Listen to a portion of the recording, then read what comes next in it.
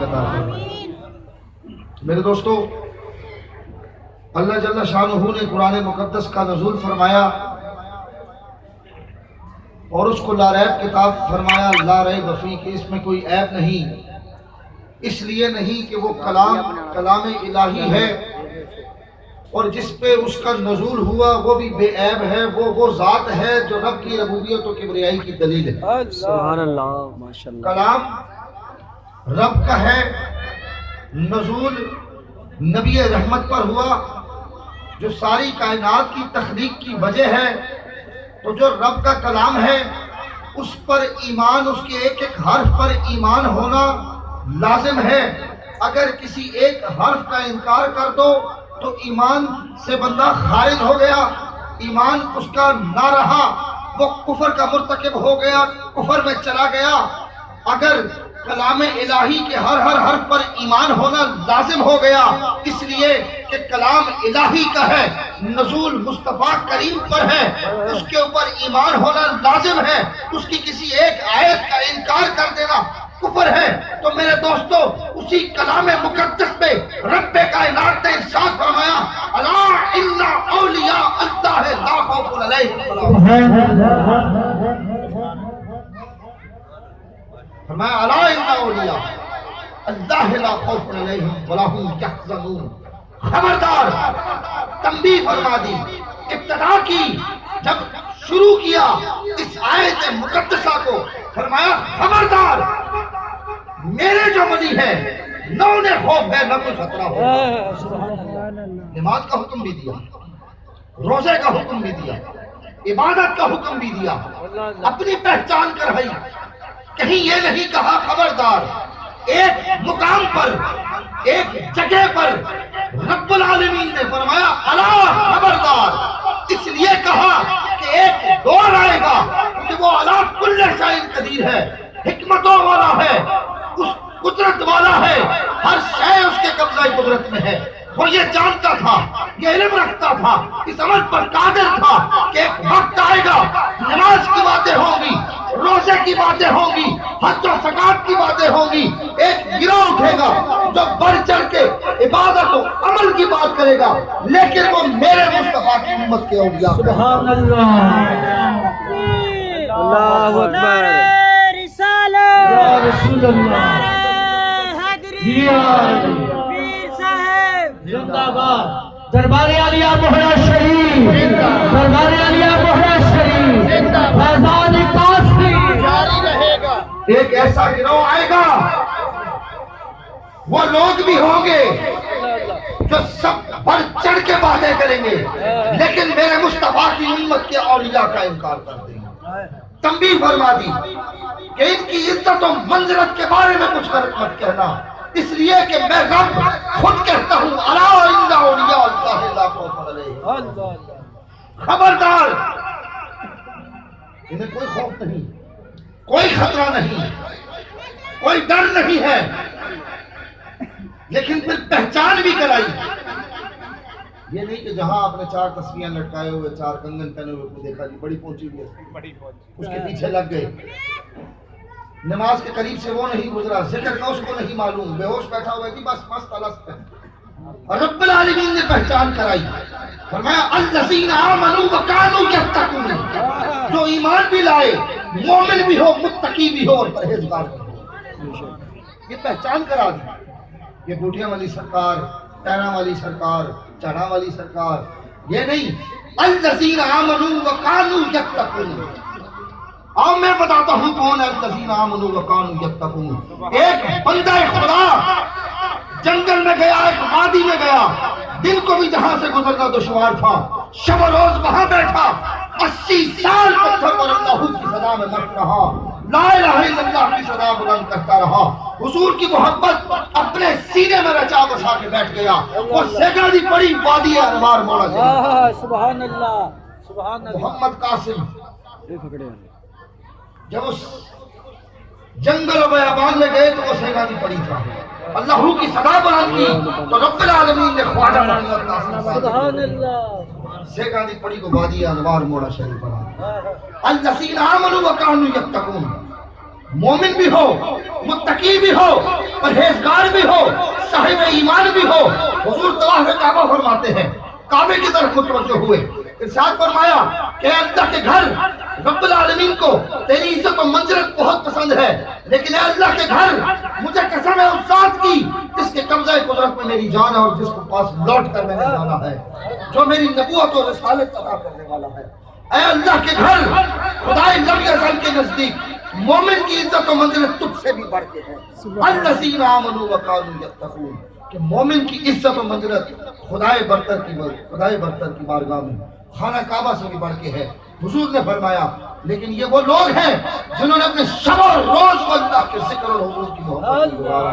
الذین آمنوا وکانوا یتقون. نعرہ دعا فرماتے ہیں, نعرہ رسالت, یا رسول اللہ, نعرہ حیدری, فیضان قاسم جاری رہے گا.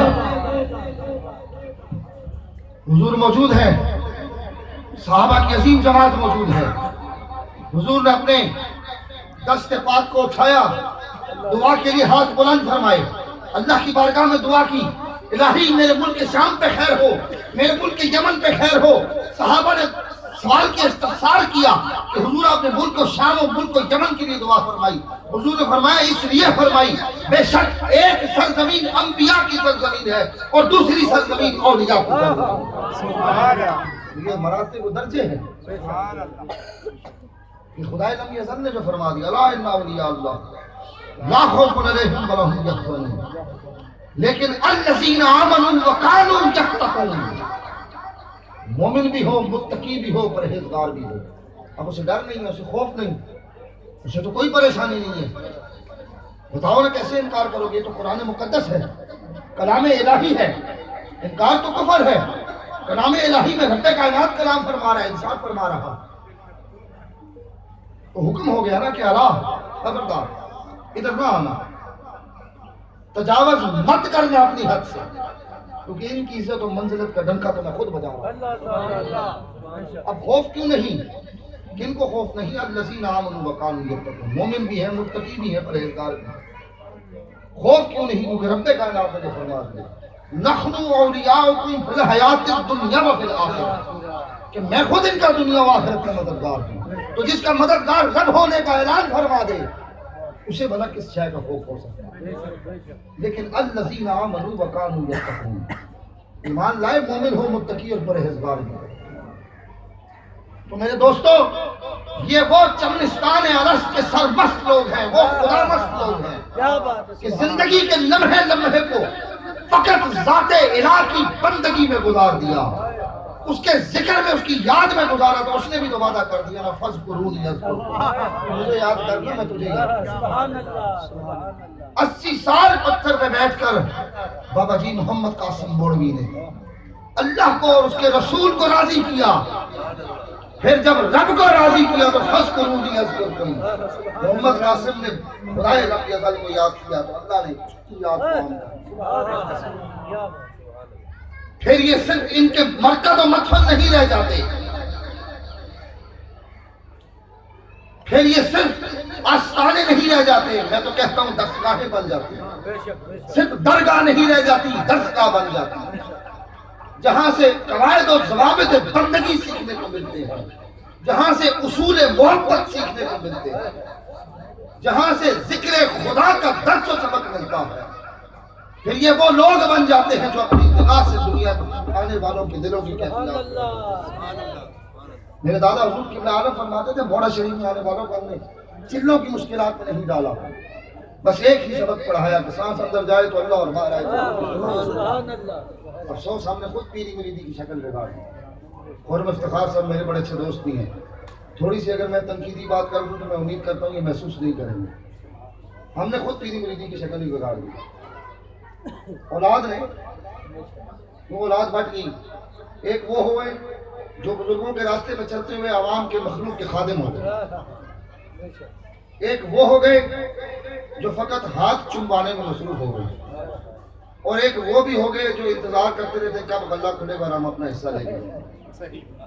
3 کیٹیگریز میں کیٹیگوری کی بھی بات کروں گا. میرے والد نے مجھے ایک ہی بات سکھائی. انہوں نے کہا بیٹے صرف جبہ پہن لینے سے, دستار پہن لینے سے تو بڑے مقام پر نہیں جائے گا. اگر لوگوں کے دلوں پہ راج کرنا تو پہلے ان کا خادم بنا. یہ تو دلوں کے سودے ہیں, یہ دلوں کے سودے ہیں. تو میرے دوستو, یہ اللہ کا خصوصی انعام و اکرام ہے کہ تمہارے دلوں کو, قلوب کو اس نے اپنے خاص بندوں کی محبت کے لائق سمجھا, پھر وہ محبت اس میں منتقل کر. یقین جانے میں ایک ویسی زندگی ایک بات آ گئی. میں خانے وال بھی جاتا ہوں, بڑے شوق سے جاتا ہوں, وہاں کی جماعت یہاں موجود ہے. مجھے انتظار ہوتا سال میں کب وہ دن آئیں گے میں بابا غلام یاسین رحمۃ اللہ علیہ کو جاؤں. اور اسی طرح مجھے انتظار ہوتا ہے کہ یار خرم افتخار صاحب نہیں آئے بھائی. میں ان کو پوچھتا رہتا ہوں, وہ تاریخ نہیں طے ہوئی ابھی تک, وہ رابطہ نہیں ہوا ابھی تک, اور میں یہ بات کرتا ہی وہ 2-3 دن میں خرم افتخار صاحب پہلے فون آتا ہے پھر خود آ جاتا ہے, لو جی تاریخ طے کرو. یہ ان کی محبت ہے, یہ ان کا پیار ہے ہمارے ساتھ. اللہ پاک ان کی اس محبت کو قائم رکھے, اور خدا نے ان کو جس مسند پہ بٹھایا اللہ پاک ان کے فیض کو اس مسند پہ ان کو فائز رکھے اور اس علاقہ کو مستفید فرمائے. یہ دیکھو ایک مسند پہ بیٹھے ہیں, اس قابل تھے تو اس کو مطمئن کیا گیا نا, اس پہ بٹھایا گیا. تو یہ تو میں کہتا ہوں کہ یہ صرف درگاہ نہیں درسگاہ بن جاتی ہے, جہاں خدا مست لوگ بیٹھ کر ہر شے کو بلا کر بس ایک ہی بات ہوتی ہے, الہی تو راضی ہو جا پیارے مصطفیٰ.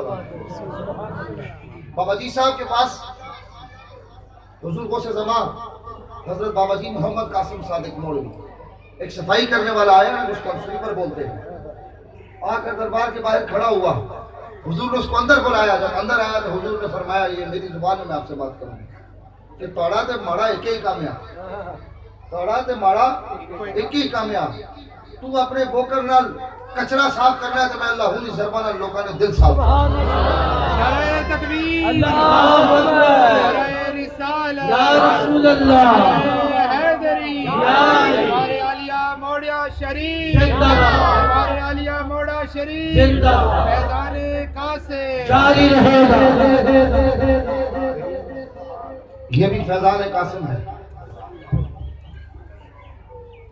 صوفی صاحب کے صرف اس پہ مت آؤ, صوفی صاحب کی تعلیمات کو بھی سنو.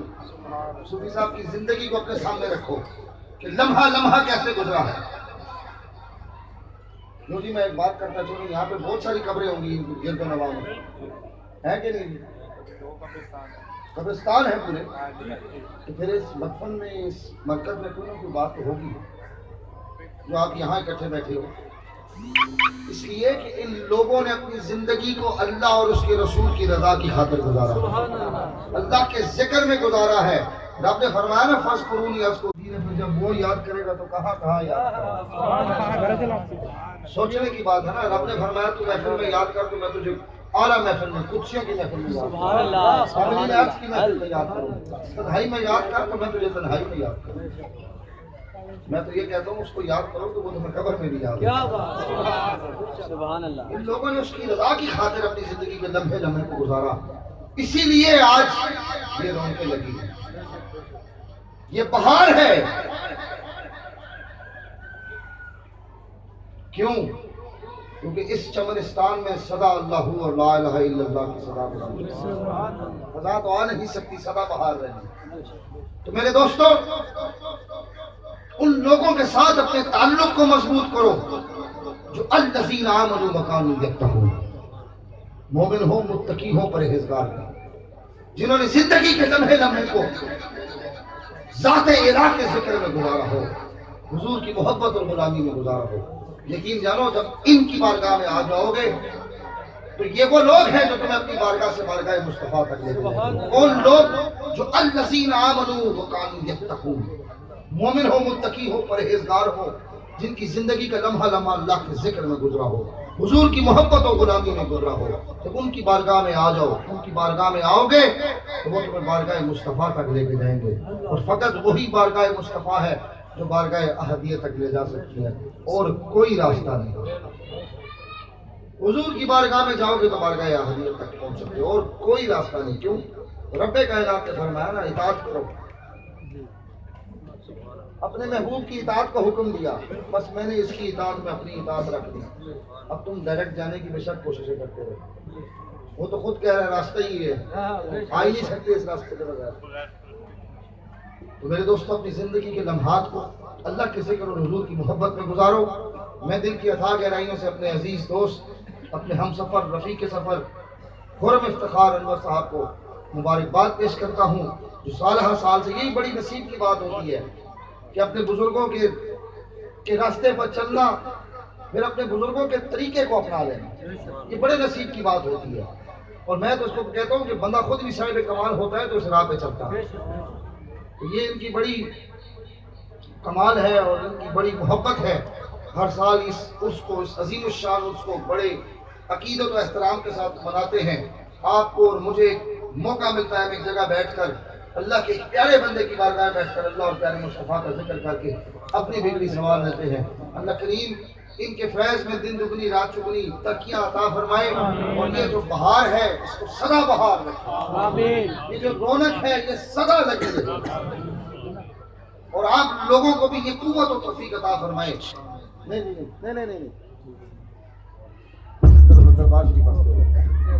اور آپ لوگوں کو بھی یہ قوت و توفیق عطا فرمائے کہ آپ کے بھی لمحات ایسے ہی گزریں جیسے ان خاص لوگوں کے گزرے۔ اللہ جل شانہ آپ کی میری ہم سب کی حاضری اپنی بارگاہ میں قبول فرمائے۔ اب انشاءاللہ ہم باجماعت نماز ادا کریں گے۔ میں نے بس اس لیے کر دی، مجھے سانس چڑھ گئی، میں تھک گیا تھوڑا، اجازت ہے جناب۔ اللہ کریم میرے عزیز دوست خرم افتخار صاحب کو الہی کو سلامت رکھ، آباد رکھ، اور اس درگاہ کا فیض اسی طرح عام فرما، اور یہ رونقیں اسی طرح لگی رہیں۔ اللہ جل شانہ آپ کی میری ہم سب کی حاضری اپنی بارگاہ میں اور پیارے مصطفیٰ کریم صلی اللہ علیہ وآلہ وسلم کی بارگاہ میں قبول و منظور فرمائے۔ اب اذان دی جائے گی، پھر انشاءاللہ یہیں ہم باجماعت نماز ادا کریں گے۔ اس کے بعد انشاءاللہ جیسے صاحبزادہ خرم افتخار انور صاحب کا جو ایک طریقہ کار ہے اس حساب سے پروگرام چلتا رہے گا، محفل چلتی رہے گی، اور آخر میں انشاءاللہ دعا ہوگی، پھر آپ کے لیے لنگر کا اہتمام ہے۔ اللہ کریم ہماری حاضری قبول و منظور فرمائے۔ وآخر دعوانا الحمدللہ رب العالمین۔ وضو کرنا